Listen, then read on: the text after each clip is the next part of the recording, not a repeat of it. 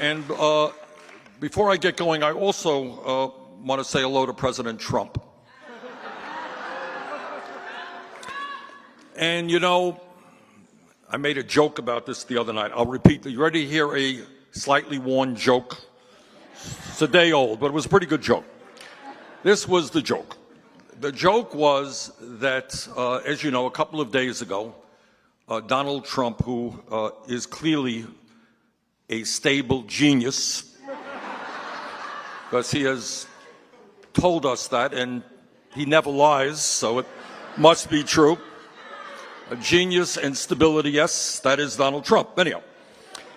Anyhow, after years and years of deep scientific research, Donald Trump, uniquely on this planet, has concluded that wind turbines cause cancer. Now, this is really significant. I mean, you got all these researchers out there. We have National Cancer Institute. We have all these people working on trying to deal with this horrible illness, and Donald Trump, all by himself, while he's busy running to the southern border, he has discovered that wind turbines cause cancer. And here I was, you know, we were in Washington planning the trip, and I said, do I want to come to a state where 35% of your electricity comes from wind turbines? Where all over the state you got wind turbines. My staff and I, people are going to come down with cancer after a few days in Iowa. But we are brave souls. And here we are. All right.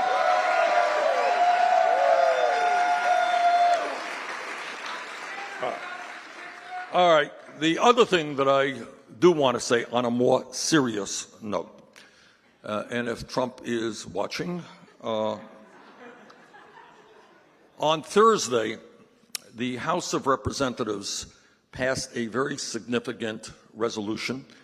It's a resolution that we wrote in the Senate and passed it a few weeks before that. And what that resolution was about was getting American troops out of the Saudi-led war in Yemen.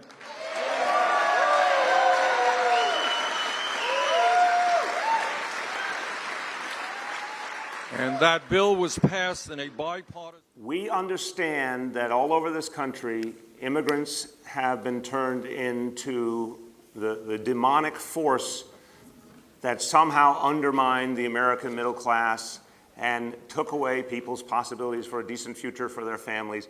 It's the exact other way around.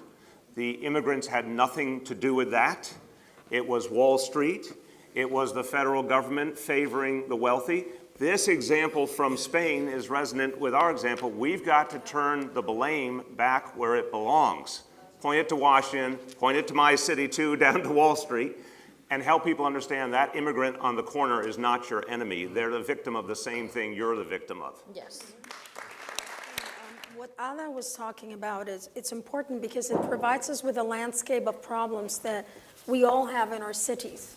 So she has it in Barcelona, I have it in San Juan, you have it in Stockton, you have it in New York. So it's a common agenda. But we cannot forget, and I get this a lot in Puerto Rico, we're not pure. Even Jesus struck people away from the temple. He lost his temper. You know, because look, we have the right that is against us. So let's not have the left divide us. Let's just push forward together. Including working class folks who have felt a lot of pain, and as a lot of people said in the last 24 hours, voted out of their anger and their frustration, and they thought they were voting against the status quo. Turned out, didn't work out that way. But they thought they were, a lot of them honestly. Put aside those whose motivations are fundamentally broken and racist and in other ways lost. A whole lot of people voted out of pain and frustration. If we do the right things locally in 2019, we can own 2020 as progressives. That's what we should commit ourselves to.